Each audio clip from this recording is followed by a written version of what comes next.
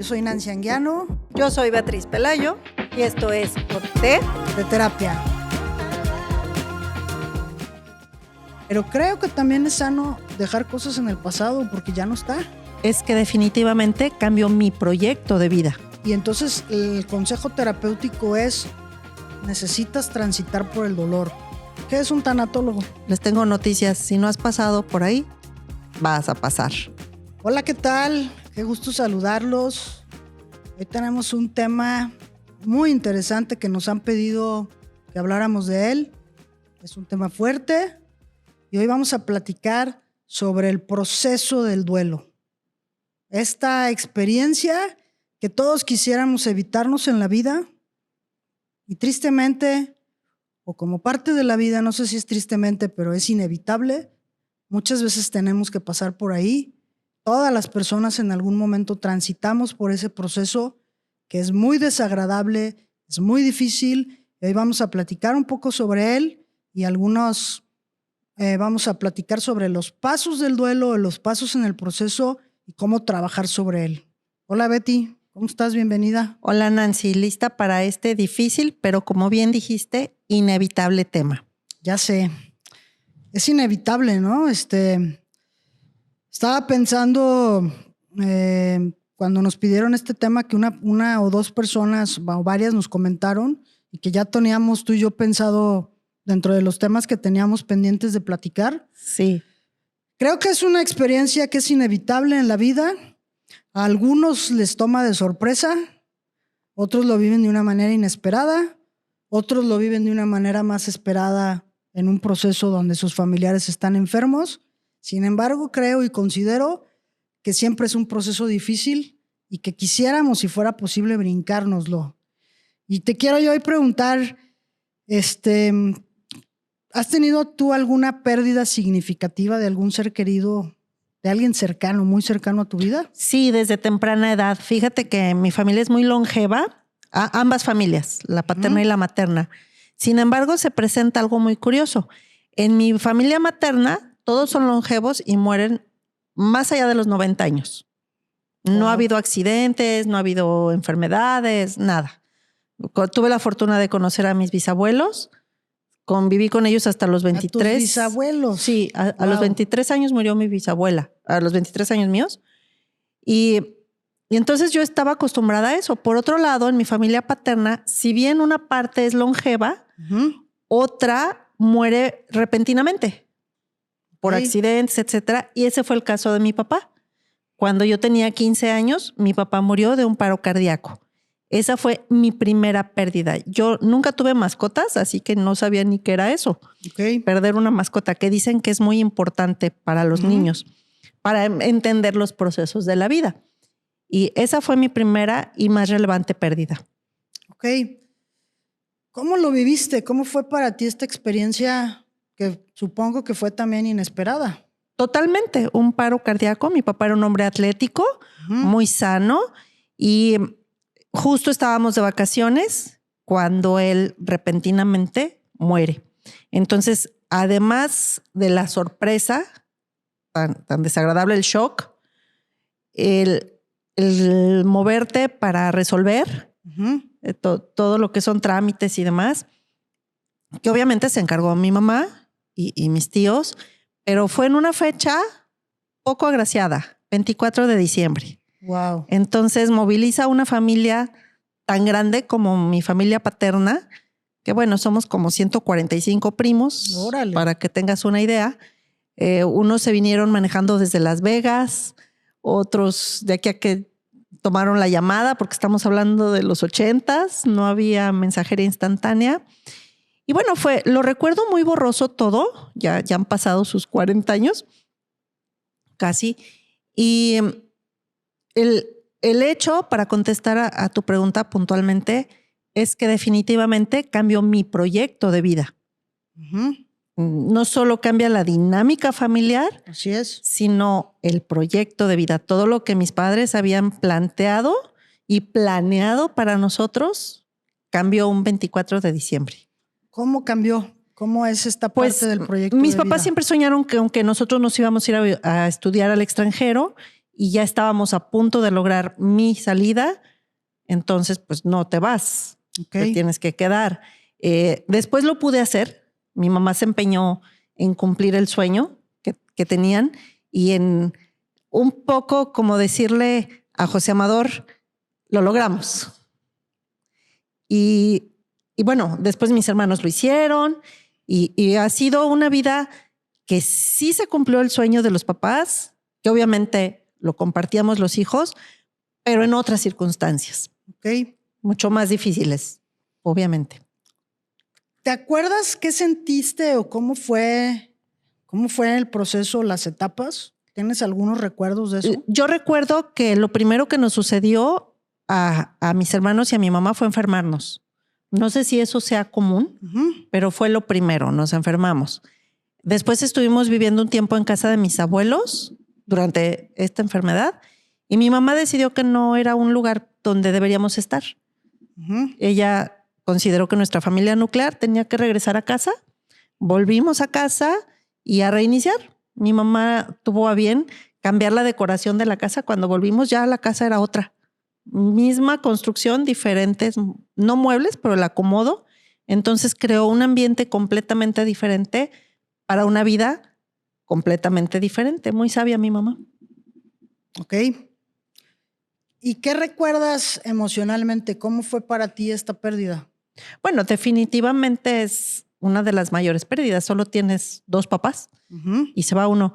Recuerdo sí la tristeza en esa etapa, pero me considero una persona que se sobrepone rápido y soy muy adaptable.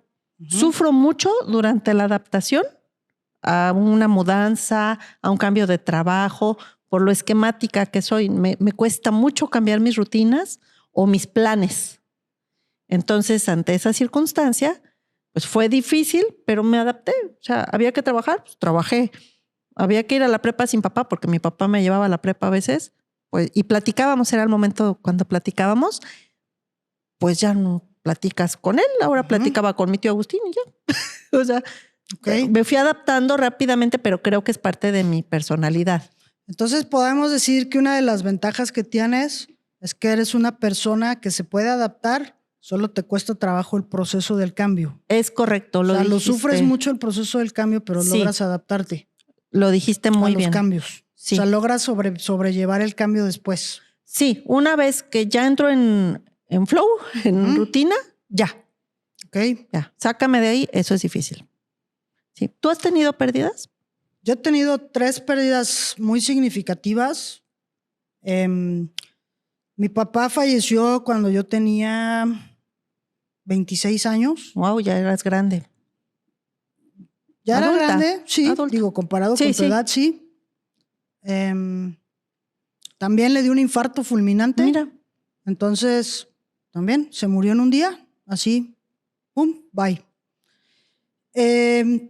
Creo que obviamente no es lo mismo y definitivamente no es lo mismo perder un papá a los 15 que a los 26. Sin embargo, mi terapeuta a veces me decía que seguía estando yo muy chica. No sé. Tal vez para algunas cosas sí, tal vez para otras no. Creo que siempre eres un bebé. Siempre eres chico para esos grandes golpes. Yo pienso que algo que yo he aprendido, porque también falleció mi mamá, y creo que es algo que yo a lo mejor es una de las conclusiones que yo he sacado en mi vida, es que nunca estás preparado como hijo, jamás, para perder a un papá. No importa si tu papá se muere así fulminantemente en un instante, o como mi mamá, que fue un proceso un poquito más, no muy largo, pero fue un proceso tal vez de un mes. Sí, lo recuerdo, estuve ahí contigo y tus hermanos. Mi mamá se murió cuando yo se murió hace 8 años. Sí. Y también, o sea, ella se cayó, se rompió la cadera y luego tuvo un proceso ahí de recuperación, le dio una neumonía y de la neumonía ya no pudo salir. Y entonces, aunque de alguna manera medio tienes como la idea de que, híjales, a lo mejor no va a salir de esta, porque también ya era una mujer, tenía 85 años. Claro. Entonces ya era una mujer mucho más grande de edad, y ya traía muchos problemas de salud desde antes. Siempre creo creo yo que en mi experiencia no te puedes preparar. O sea, por más que intentes estar preparado, no es cierto. O sea, no se puede. No, definitivo. Es un golpe que definitivamente te pega muy duro. Creo que a cualquier edad es difícil. Obviamente, entre más chico, pues menos habilidad psicológica tienes, menos herramientas. Y entonces, también obviamente a la edad de los 15 años, pues sigues necesitando a tu papá. No es lo mismo que a los 26 o a los 40, ¿no? Sí, tengo una amiga que perdió a su papá a los 45 años de edad, ella, y lloraba como niña y me decía, es que tú me entiendes. Y le decía, no te entiendo. Tú tuviste a tu papá 45 años, no te puedo entender. Después, cuando murió mi abuelo a sus 98 años de edad, mi mamá y mis tíos sufrían igual y pues yo tampoco podía entender, porque para mí era un privilegio haber tenido eso. Entonces tampoco pude ser empática. Sí ante el dolor, no ante la situación. Yo decía, pues es que den gracias porque lo tuvieron tanto tiempo. Sí, sin embargo, creo que independientemente del tiempo que dure tu familiar contigo, creo que el dolor de la pérdida es muy similar. Sí, ante eso era empática, ante el dolor. Okay. Sin embargo, lo veía diferente. Y también sabes algo que es muy raro, que no sé cómo explicarlo muy bien, pero voy a decir algo raro que no es a lo mejor muy científico. Duele diferente perder a tu papá que a tu mamá. Es un dolor distinto. No sé cómo explicarlo bien, pero duele distinto. Tú lo has experimentado, yo todavía no. Los dos. Entonces, es una cosa muy extraña que no sé cómo darla o explicarla. Creo que tal vez tiene que ver con lo que te significa. Los apegos. Los significados. Pero duele diferente, muy diferente. ¿Con quién estás más apegado? ¿Con quién tienes una conexión? No sé, yo creo que es distinto. O sea, creo que la relación con tu papá es distinta que con la de tu mamá. Y entonces, por lo menos en mi experiencia, no sé si también la edad ayuda o las habilidades o las herramientas, pero para mí fue muy diferente el dolor emocional. O sea, lo viví muy distinto. Y también es diferente la muerte de un progenitor a la de un hijo, a la de una pareja. Y los demás periféricos, ¿no? Los hermanos, los primos, los tíos. Un buen amigo, ¿no? Tus amigos que son como tus hermanos. Sí. Pues duele también de una forma diferente y también es muy difícil. Es diferente, pero finalmente es también muy doloroso, ¿no? Dolor es dolor. Sí. Y bueno, Nancy, platícanos. Yo he leído que hay etapas del duelo. Que nunca es lineal, siempre hay como que regresas y que son 5 momentos. Sí. ¿Nos los explicas? Sí. Qué bueno que lo mencionas porque en realidad el duelo tiene 5 etapas, pero no son lineales y las personas pueden, haz de cuenta, ahorita las voy a mencionar, pasar de una etapa a otra y luego regresarse a otra y luego regresar a otra. Entonces puede ser como un ping-pong que no es exactamente lineal, no tiene un orden específico. Y también en una familia, cuando muere, por ejemplo, el papá, como en tu caso o en el mío, los hermanos y la mamá pueden vivir estas etapas en diferentes momentos. Entonces cada uno puede estar en una etapa distinta. Y entonces ahí puede haber un poco de tensión o un poco de falta de empatía, porque a lo mejor uno está en una etapa y el otro en otra. Ya. Y entonces hay que tener como por un lado el conocimiento y a lo mejor un poquito de entendimiento de que tal vez va a haber diferentes momentos para cada persona. Las etapas tienen que ver con normalmente la etapa inicial es la negación. No puede ser, no murió. No puedo creerlo, no es cierto, de veras. O sea, me siento como si fuera una película.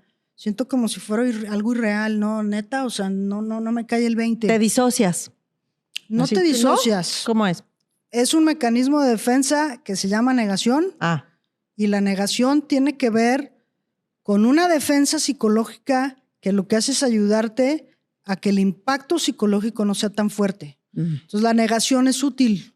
La negación sirve para que el golpe de la noticia no te pegue tan duro psicológicamente. Porque incluso puedes morir. Conozco el caso de los papás de un buen amigo mío. Estaban enfermos, ambos en cama, ya muy graves. Muere el señor Estamos en el velorio y ahí, cuando le dan la noticia a la señora no supo el desenlace, cuando le dan la noticia, ella muere. Ujú. Y entonces tuvimos que esperar el otro cuerpo. Que bueno, eso a Sí. veces pasa con las parejas que son muy grandes de edad, ¿no? Sí. Pero, ¿qué pasó? Que a lo mejor ella no se activó este mecanismo de defensa de la negación, porque los mecanismos de defensa son como las defensas del coche. La defensa del auto sirve para para que el impacto cuando aminorar. chocas no sea tan directo. Entonces, la defensa psicológica tiene la misma función. Las defensas psicológicas, que hay varias, tienen esta función de que el impacto de la noticia o de la pérdida no sea tan fuerte. Entonces, la negación es una etapa normal, es un mecanismo de defensa que sirve y que obviamente ayuda a que la persona pueda empezar a procesar la noticia o la pérdida. Racionalmente. Ujú. Y emocionalmente Ok. también. Segunda etapa. Después está la etapa del dolor o la tristeza. Pues de luego está la etapa del enojo, donde las personas están enojadas por la pérdida. Hay una etapa que se llama negociación, que es como esta negociación en donde, ay, es que me hubiera gustado y si me hubiera hecho y me gustaría y entonces... ¿Entran ahí las culpas? Entran ¿No mucho estuve? las culpas y en la negociación es como esta parte psicológica donde la mente está haciendo un trabajo, el inconsciente y la mente está haciendo un trabajo para negociar para poder llegar a la aceptación. Pero ahí es donde entran muchas de las culpas. Por ejemplo, si hubiera o de los estado, hubieras. si no hubiera ido, le hubiera hablado, es eso, es esa etapa. parte, que también es normal, es parte de la negociación y de ahí puedes llegar a la última etapa que es la aceptación. Ahora, hay personas que están en la negación y luego se brincan al enojo y luego pueden regresar a la negación y luego entran en la tristeza y luego pueden entrar a la negociación y regresarse otra vez a la negación o al enojo y van brincando. ¿Por periodos? Por periodos. ¿O en un mismo día puedes pasar por todos? ¿O en una semana, digamos? No, yo pienso que no hay reglas. Creo que están a veces juntas. O sea, hay personas que están con mucha tristeza y están también con la negación al mismo tiempo. ¿E incluso enojadas? También. Sí. Y entonces puede ser que cambien en un día o por semanas o por momentos, ¿no? ¿Cuánto tiempo puedes estar ahí? ¿Hasta cuánto tiempo podemos sufrir? Bueno, yo quisiera hacer una diferenciación ahí. La negación, es importante que salgas de ella en algún momento. Hay personas que se pueden quedar en la negación a lo mejor años, o meses o años. Y entonces, pues no están procesando el duelo. O sea, están atoradas, negando la pérdida, no quieren experimentar el dolor, no quieren enojarse, no quieren entrar en la negociación y se pueden quedar atorados ahí meses, años. Pero definitivamente están mal anímicamente. Claro, o sea, eso no es sano. No por negarlo, te exime del dolor. Ajá. Entonces, obviamente la negación, pues puede ser un periodo, o sea, esta variación a lo mejor puede ser de un periodo de 6 meses a 1 año, dependiendo de la pérdida y de la persona a la que perdiste. Pero normalmente un proceso de duelo bien acompañado psicológicamente o con un tanatólogo, con un consejero, como lo hemos platicado en otros episodios, mínimo, y como que, qué habilidad de la persona, son 6 meses. O sea, normalmente un duelo te va a llevar de 6 meses a 1 año, tal vez te pueda llevar 2 o 3 años dependiendo de quién era la persona a la que perdiste, claro. Porque también obviamente a la hora que viene la pérdida hay muchos cambios hay cosas que hay que adaptarse. Sí. Entonces no nada más es la pérdida de la persona, sino muchas veces tienes que hacer cambios tan significativos que entonces se vuelve mucho más complicado superar la pérdida porque te afectan muchas cosas. Sí, bueno, ¿y qué contamos de los trámites? Por lo menos en México los trámites burocráticos, además de largos, cansados, son dolorosos. Sí. A mí me ha tocado hacer trámites o acompañar amigos a los trámites que yo puedo resolverles y hay gente muy insensible en las ventanillas en algunas ocasiones Y en las funerarias también. Bueno, esa no me ha tocado. A mí sí. Tuve yo una experiencia muy desagradable hace 2 años, en donde tuve que ayudarle a la hija de la que era mi terapeuta que falleció. Entonces la hija pues estaba choqueada, venía llegando de un viaje y pues no le daba la vida, ¿no? Y entonces fui yo a hacer el trámite de la funeraria con su sobrina. Y cuando llegamos a la funeraria, no, pues la chava de la funeraria nos quería vender todo. El paquete. O sea, ya estaba el paquete comprado y nos quería vender además todo lo demás que nos quería. O sea, quería vendernos todo lo extra, de lo extra, de lo extra. Y me parece que es un manejo muy poco empático. Sí. Me parece que es un manejo muy poco compasivo. Y pues qué tristeza ir a una funeraria y que cuando llegas a pedir que te hagan válido el plan que pagó mi amiga además desde hace muchos años, resulta que no le alcanza porque te quiero vender todo lo que pueda y más. Y como estás en el dolor, pues claro que no vas a poder negociar. Sí. Lo que no se esperaba la señora de la funeraria es que yo sí sé negociar. Y no estabas en ese estado de shock. No, sí estaba muy triste, pero tuve la habilidad de poder negociar. Qué bueno que no todas las funerarias. Fue muy difícil. Duré 1 hora negociando con la señora. 1 hora entera. Imagínate. Pero qué terrible. No todas las funerarias son así. No sé, no tengo. Bueno, no. Tienes razón. Cuando yo fui a. ¿El caso de tu mamá? El caso de mi mamá fue muy amable. Sí. Fueron muy amables. Y muy inesperado también su servicio. Resulta que la persona que estaba en la administración era una persona que yo conocía de antes. Y entonces me la encontré. No es cierto, no me la encontré, porque te voy a platicar cómo estuvo. Fui yo en la noche a comprar el paquete funerario porque yo dije, mi mamá se va a morir. O sea, se va a morir. Mi hermano, uno estaba en la negación y el otro estaba en la evasión. Uno en la negación, el otro en la evasión. Entonces yo dije, no, pues yo voy a ir a pagar. Y entonces llegué a las 8, casi a las 8 de la noche antes de que cerraran. Entonces alcancé a pagar el paquete. Me dieron un recibo ya ni siquiera oficial porque ya se había ido todo el mundo. Y le digo a la chava, oye, pero ¿y si mi mamá se muere mañana, sí me lo vas a respetar? Sí, no te preocupes. Bueno, ahí nos vemos. Y mi mamá falleció al día siguiente. Lo recuerdo. Y entonces la administradora, cuando vio el nombre, me llamó y era amiga mía. Bueno, era mi conocida.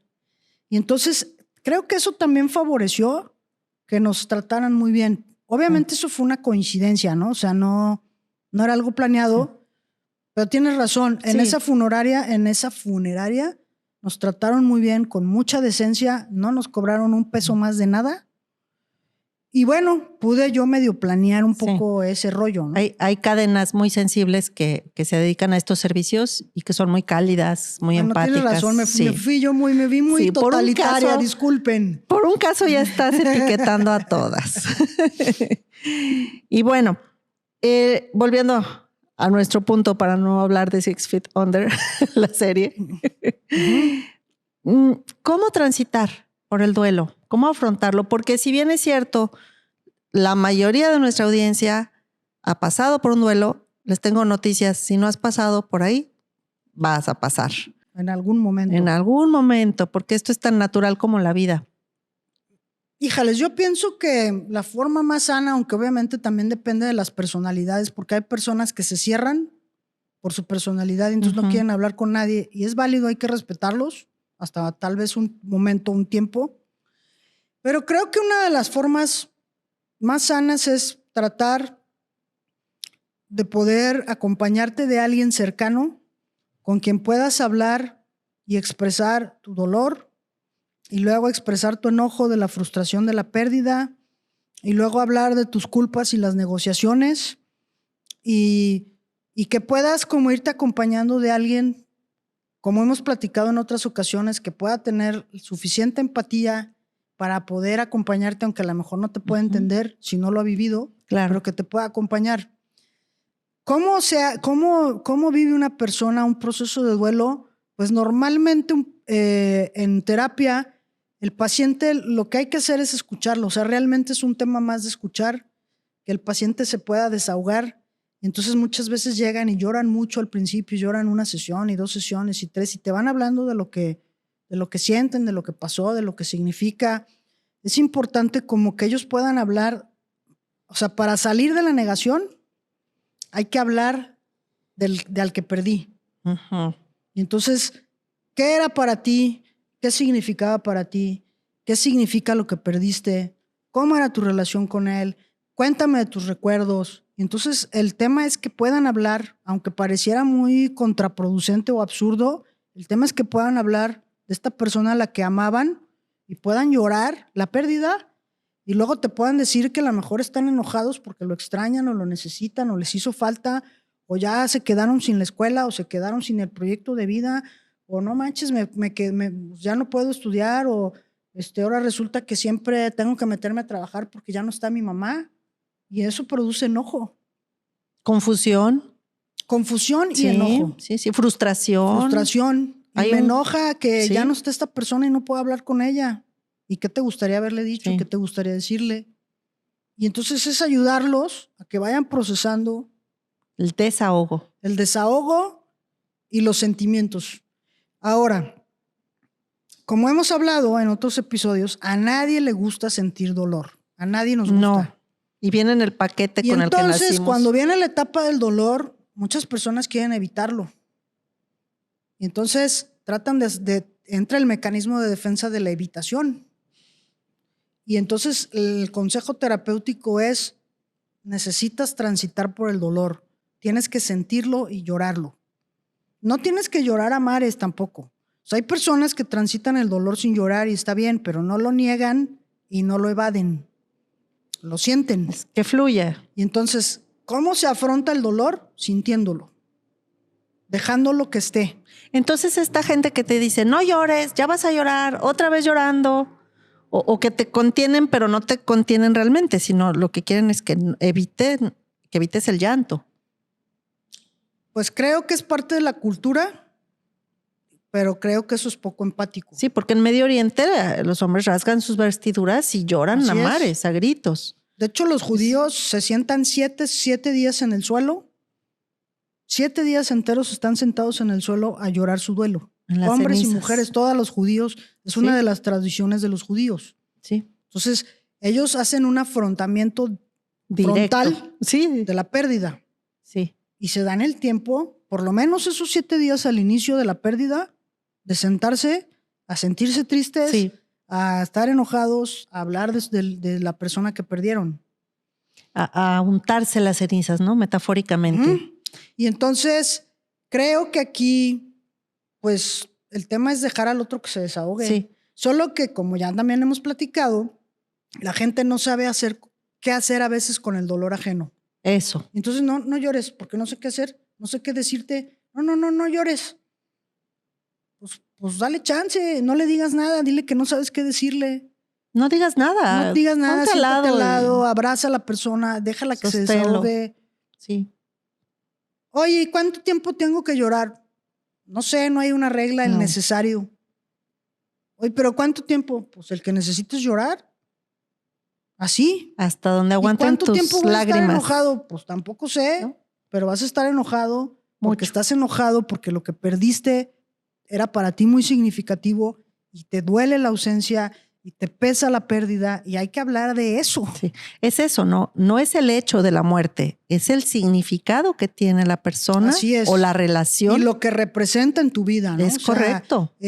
No solo pierdes a la persona, sino lo que representa en tu vida. Sí. Puedes perder provisión, protección, seguridad, compañía, amor, proyecto de vida, compañía. Sí. Las personas que pierden a su pareja y tienen hijos chicos, pues se quedan sin la ayuda, sin el 50% de la ayuda. La otra parte del equipo. La otra parte del equipo. Sí. ¿Cómo no va a llegar un momento en donde estén enojados? Claro. Porque les hace falta la ayuda del otro. Es correcto.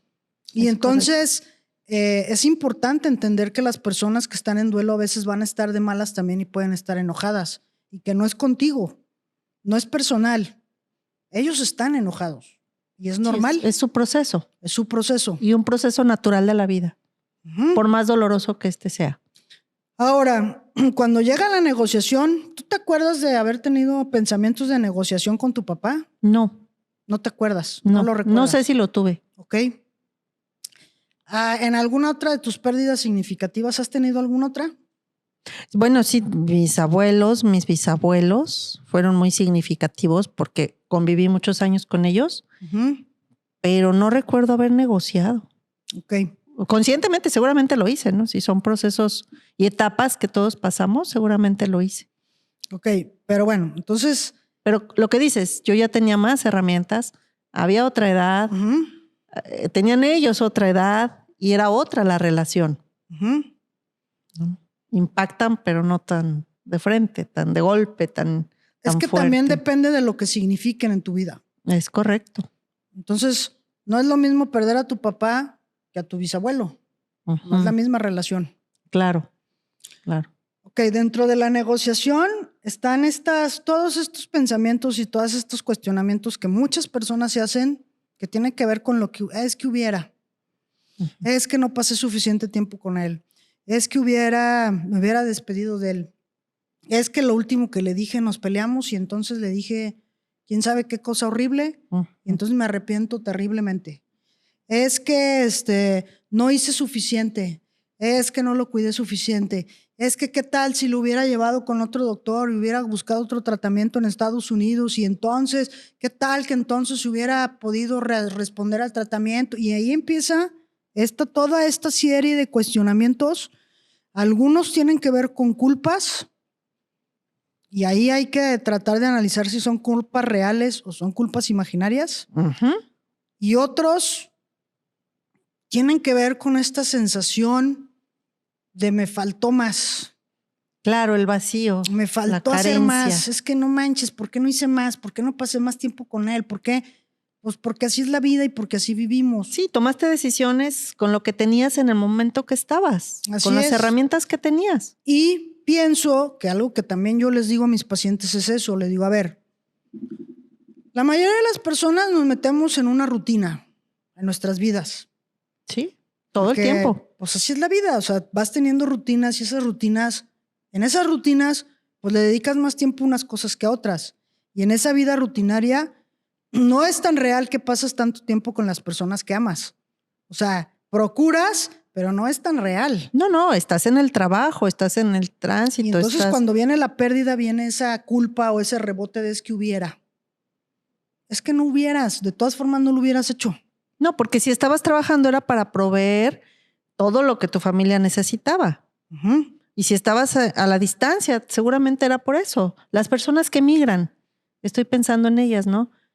Sí, migran buscando mejores oportunidades para proveer a su familia y entonces viene esta culpa de por qué me fui, por qué no estuve. Bueno, porque fuiste a proveer.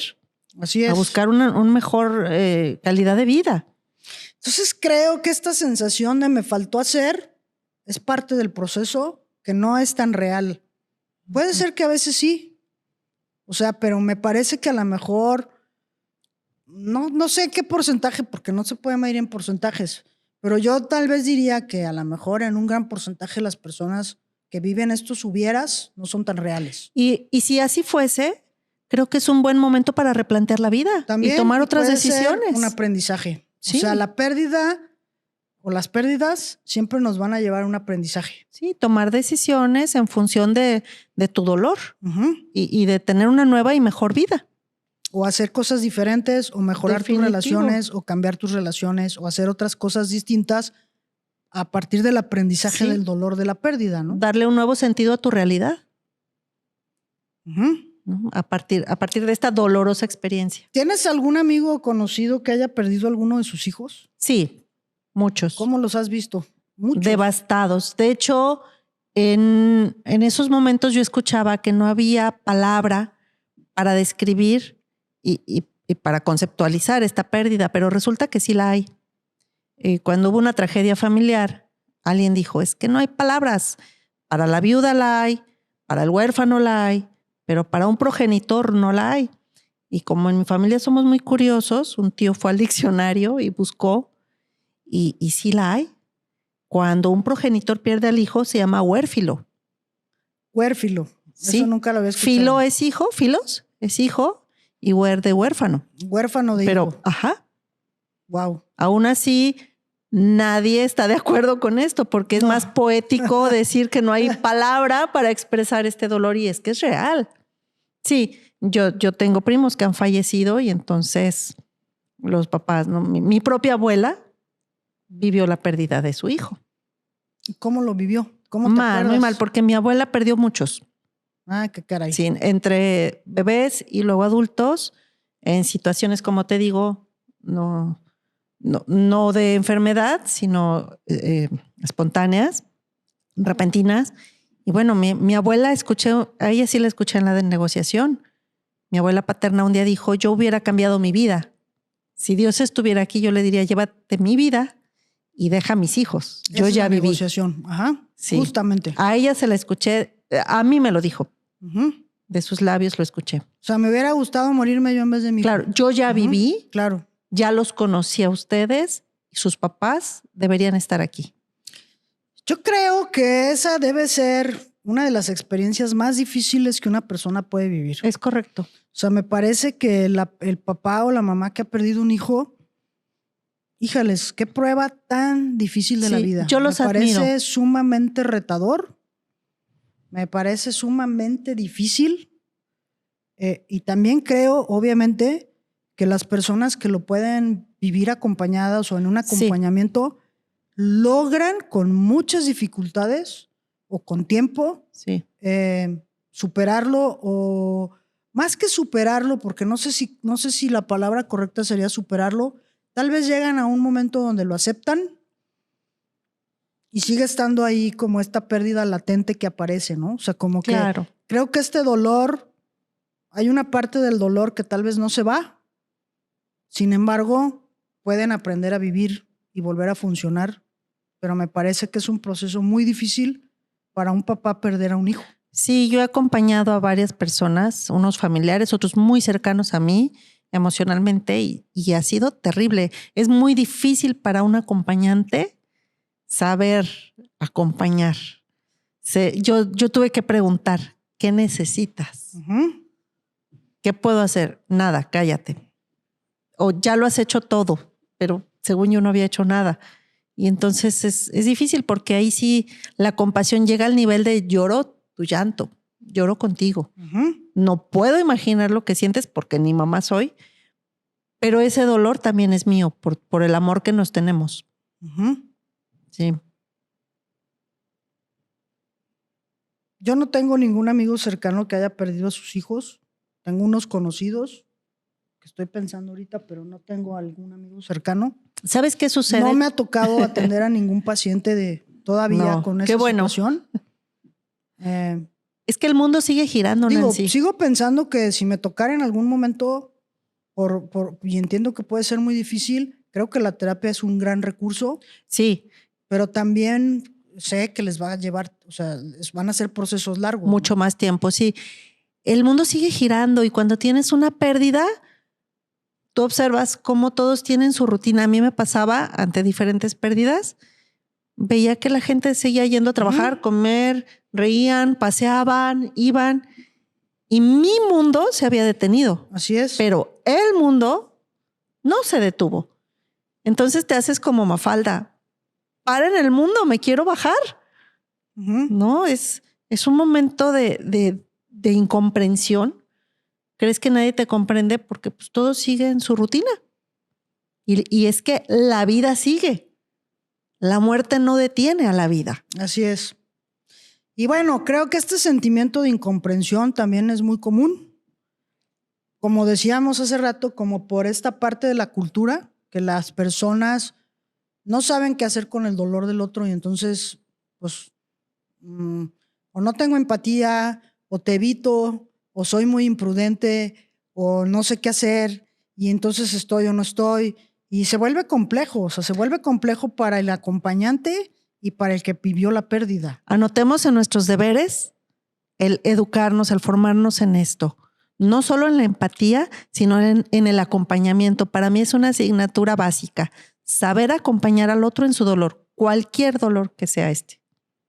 Sí, creo que ese sería un buen entrenamiento, ¿no? O sea, como Sí. creo que es una habilidad que se desarrolla o se aprende. Creo que también a lo mejor se puede enseñar a los hijos a acompañar. O sea, como creo que es parte de la educación o de lo que un papá o una mamá podría enseñar a un hijo, ¿no? Como enseñarle a cómo acompañar a otro en el dolor. Sí, sería magnífico. Porque creo que nadie nos enseñó. A mí no me enseñaron. No, a mí O sea, yo no tampoco. aprendí nunca cómo acompañar a alguien en el dolor. No tenía ni la menor idea.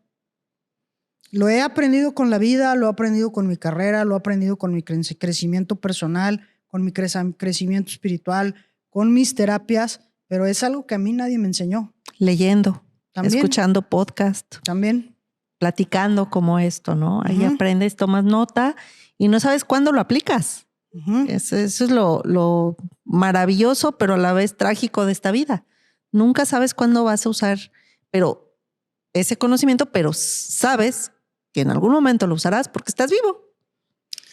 Ahora, no sé si a ti te pasó que otra cosa que es muy común, aparte de este sentimiento de la incomprensión, la gente, luego este contraste donde la gente está contigo en el funeral, y entonces estás muy acompañado, se acaba el funeral y pum, todo el mundo se va a su casa, ¿no? Sí, y dices, ¿qué onda? O sea, ¿y ahora qué hago con esto? O sea, es como un contraste tan drástico de un día a otro. Sí, hay dos soledades. La del propio funeral, porque solo los dolientes están en el funeral velando. Muchos otros fueron a un club a beber café y a platicar. Ves en las funerales. Pues eso pasa siempre, ¿no? Unos contando chistes. Ya no voy a decir siempre, pero casi siempre. Eso sí es común. A mí me ha tocado pedirle a la gente que se retire porque se está riendo, están contando chistes. Y sí es ambivalente el hecho, a mí me tocó, en una gran pérdida que tuve, alegrarme mucho de ver a una persona que vino a consolarme. Entonces es ambivalente, te da gusto ver a la persona, pero estás en el dolor. Y creo que eso es un proceso natural. Pero otra es que esté un grupito de personas muy contentas contando chistes. Y por eso yo creo que los funerales deberían ser como en Estados Unidos, que las puertas se cierran, te vas a descansar, porque además en Latinoamérica y otros países es desgastante y no entiendo por qué. Está escrito en mi testamento que no hagan eso. 3 días ahí. No, ya no se usa eso. Bueno, muchos lugares sí. Está bien, sí. Está bien. En muchos lugares hasta en las casas, todavía. Sí. Contra toda ley sanitaria. Sobre todo en lugares de usos y costumbres. Pero esto que mencionas de se acabó, enterraste, incineraste, ya.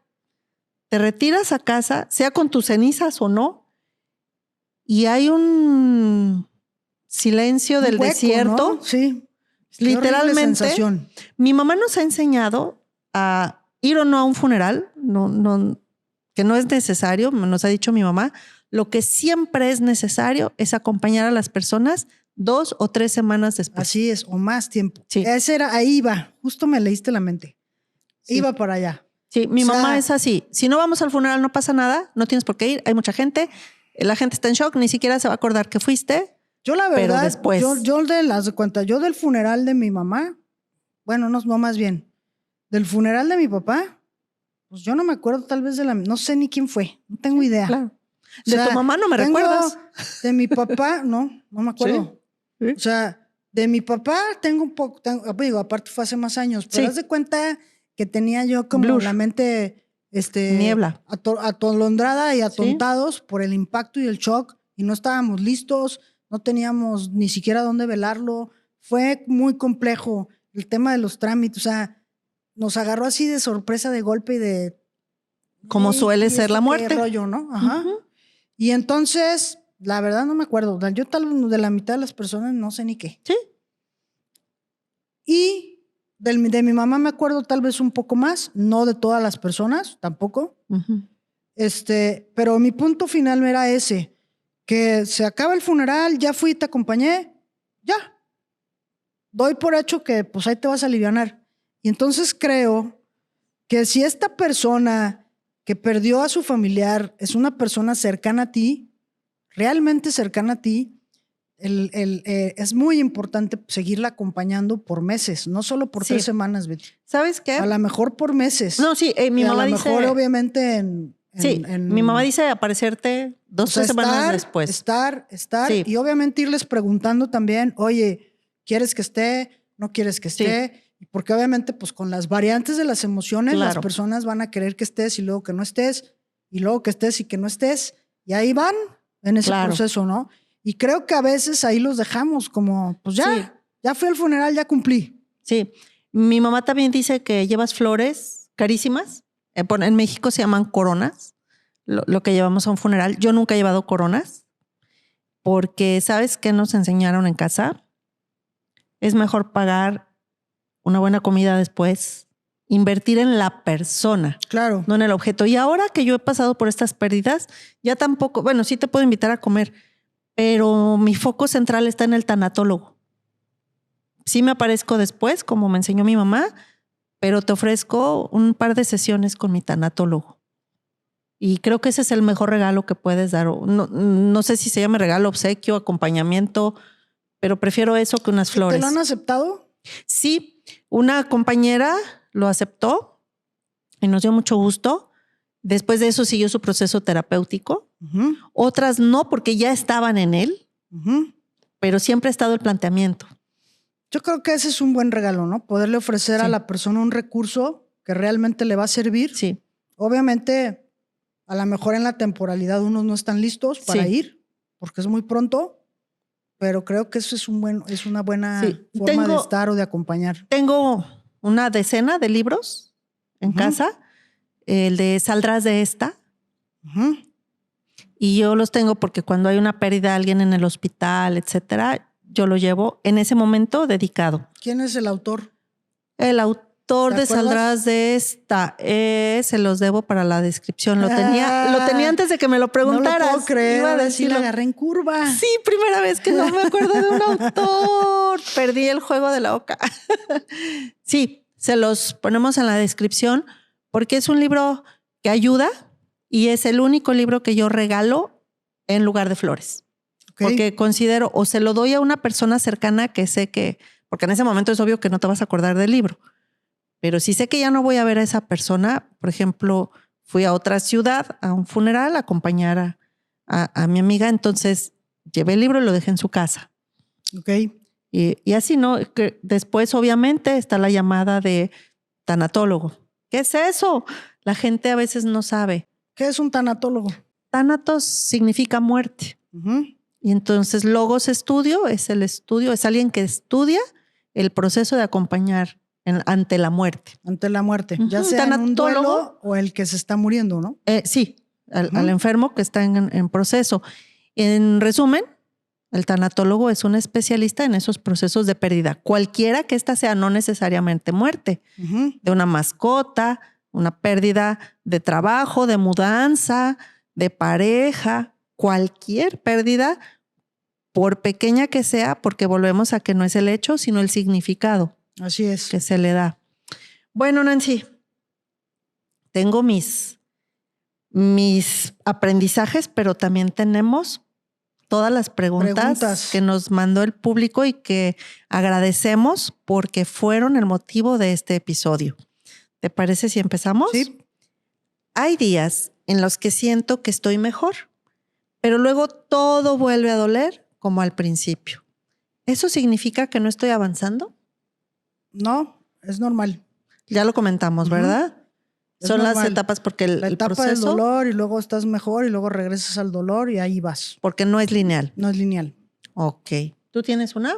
De las que nos enviaron 4. Mi familia me dice que debo ser fuerte y seguir adelante, pero siento que necesito más tiempo. ¿Cómo manejo esas expectativas externas? ¿Qué es ser fuerte? Defíneme ser fuerte. O sea, ¿qué le dirías a esa persona tú? Eso. Ok. ¿Qué es ser fuerte? Y luego se los preguntas, ¿no? ¿Qué es ser fuerte? Y luego, ¿cómo se es fuerte ante esta tormenta, ante esta debilidad? Que yo le regresaría la pregunta, pero bueno, yo soy muy contestona, ¿verdad? Yo rayo en la grosería con eso, pero cuando me parece absurdo y están atentando contra mi dolor, cuando están cruzando ese límite y alguien te dice algo, uno es poco empático, nada empático. Dos, es señal de que esa persona no ha experimentado todo este proceso o lo ha evitado. Y ha sido fuerte. Y la tercera pregunta, ¿de qué te sirve ser fuerte? Hay un proverbio que dice, hay un tiempo para todo. Hay un tiempo para reír, hay un tiempo para llorar, hay un tiempo para vivir, hay un tiempo para morir. Y si no experimentamos a profundidad, como bien dijiste al inicio, el dolor, pues entonces, ¿cuándo lo vas a hacer? ¿En la época de buenas? Así es. Y entonces te vas a quedar atorado en el proceso del duelo. Te puedes quedar atorado años. Sí. Llora. Yo creo que cada persona tiene el derecho de darse el permiso de vivir su duelo como mejor pueda hacerlo, como mejor pueda afrontarlo, el tiempo que le tome. Excepto recurriendo a sustancias adictivas. Porque ahí sería evadir. Estoy hablando de un afrontamiento sano. Sano, aclarando. Va la tercera. Me preocupa que con el tiempo él empiece a olvidar pequeños detalles de mi ser querido. ¿Cómo puedo mantener viva su memoria de manera significativa? Yo creo que este es un miedo también normal, natural, que a algunas personas les da. Y creo que el tema es saber que no vas a olvidar a tu familiar, que tal vez en un proceso de aceptación y de ir avanzando, pues tal vez vas a empezar a pensar menos en él y eso es sano. ¿Cómo puedes no olvidarlo? Pues puedes tener fotos, puedes tener videos, puedes verlos de repente, pero creo que en el manejo del duelo, lo ideal sería ir a lo mejor de la intensidad de ver fotos y ver videos y tratar de retener los recuerdos. En la medida en que vas caminando hacia la aceptación, pues tendría que ir disminuyendo esta necesidad, ¿no? Y entonces finalmente tu familiar va a llegar un momento en donde ya no lo recuerdes todos los días, tal vez ya no pienses en él todos los días, o tal vez sí, pero ya no sea con dolor, y no pases mucho tiempo pensando en él, sino viviendo. Sí. Y entonces lo vas a recordar y tal vez los pequeños detalles, algunos se puedan dejar ahí como en el pasado, pero creo que también es sano dejar cosas en el pasado porque ya no está. Es una realidad. Es muy duro lo que estoy diciendo, pero no está. Sí. ¿Qué te puede servir? Ver fotos, tener videos, a escribir a lo mejor algunos recuerdos, tener a lo mejor sus cartas o cosas que sean significativas, ¿no? Objetos. Bueno, yo le voy a recomendar algo. Que no se aferre a esa otra pérdida, porque es irreal. Ya perdió a la persona y teme perder la memoria. O las memorias, los recuerdos. Que no se aferre a esa posible pérdida porque no es real. Así es. No les va a pasar. O sea, vas a seguir recordando a tu familiar. Y mira, yo poco recuerdo de mi papá, pero mucho ayuda la honra. A nosotros nos ayudó mucho que mi papá fue muy homenajeado. Tuvo muchos. Mi papá era muy importante en el sector educativo, entonces era una figura, un referente. Entonces el hecho de que le nombraran generaciones, que le pusieran el nombre a la biblioteca, a las escuelas, a los libros, que aparecieran en memorias, hasta la fecha nos invitan a eventos en su memoria. Entonces, depende de dónde estés y de quién sea la pérdida, los seres que están alrededor, quienes te acompañan, también podríamos hacer esa serie de homenajes in memoriam, que sirven mucho a la familia. El hablar constantemente. A mí me gusta mucho hablar con los amigos de mi papá. Intencionalmente lo hago y le digo, ¿me cuenta por favor de esto? ¿Y cómo era? Porque no sé cómo era en esta área laboral. Yo no trabajaba con él.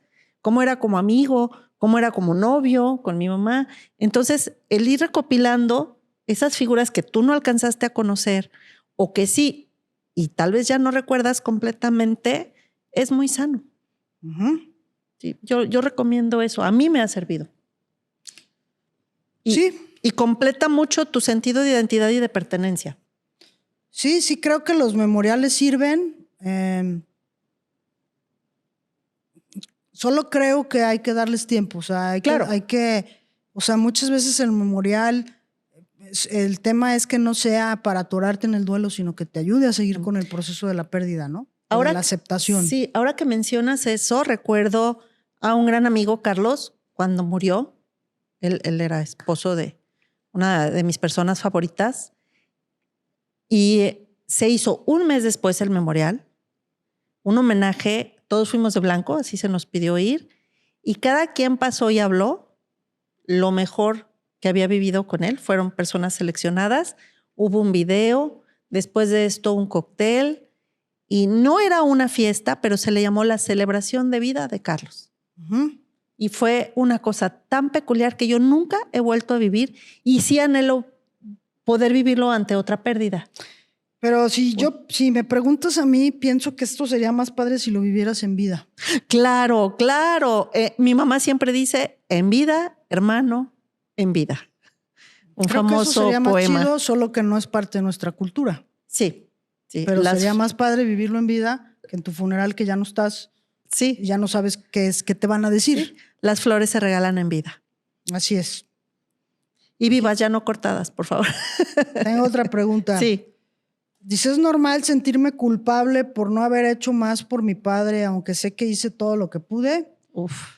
Si es normal sentirte culpable, yo creo que es parte de la negociación. Yo te invitaría a que puedas analizar nada más si estas culpas son reales, que probablemente puedan ser más imaginarias, porque cuando hacemos todo lo que podemos, pues entonces hicimos todo lo que pudimos. Quédate con esa tranquilidad, pero creo que el sentimiento de culpa es muy normal porque viene de esta parte de la negociación, que es un parte del proceso que hace el cerebro y la mente para poder llegar a la aceptación. Se hace lo que se puede con lo que se tiene cuando se debe.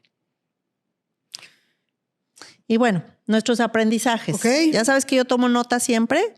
El otro día preguntaron en redes que por qué escribía tanto. Pues es que estoy tomando nota para los aprendizajes. Es que nuestra amiga Betty es más nerd que yo. Algo. Ella es práctica. Ella es nerd. Nos hablaste de la empatía, de acompañarnos. Hacemos un exhorto al personal que trabaja en cualquier oficina, de cualquier trámite que implique muerte. Sean compasivos, sean amables, sean empáticos. Me quedo con el aquí y ahora. Vivamos aquí y ahora plenamente para que no haya estas culpas y estos hubieras. Vivir plenamente también hablo de dolor. Llorar cuando se debe llorar. Y lamentarse así como los de Medio Oriente, ¿no? Que se rasgan las vestiduras literalmente. Qué bonito ser amados, porque si estamos hablando de dolor es porque amamos. Así es. Y bueno, Nancy, muchas gracias por los aprendizajes de hoy. ¿Dónde te puede seguir la gente? Me pueden encontrar en Instagram como terapia_Nancy_Anguiano. Si requieren ayuda profesional, estoy a sus órdenes. ¿Y a ti dónde te pueden encontrar? Yo soy Beatriz Pelayo. Me encuentras como Beatriz T. Pelayo. Y quiero despedir el episodio de hoy con un breve texto que escribí cuando lo preparamos. El duelo es una señal de cuánto hemos amado. Y aunque la pérdida duele, también es una oportunidad para crecer y honrar aquello que hemos perdido. Gracias por seguir con Té de Terapia. Nos vemos en nuestro próximo episodio.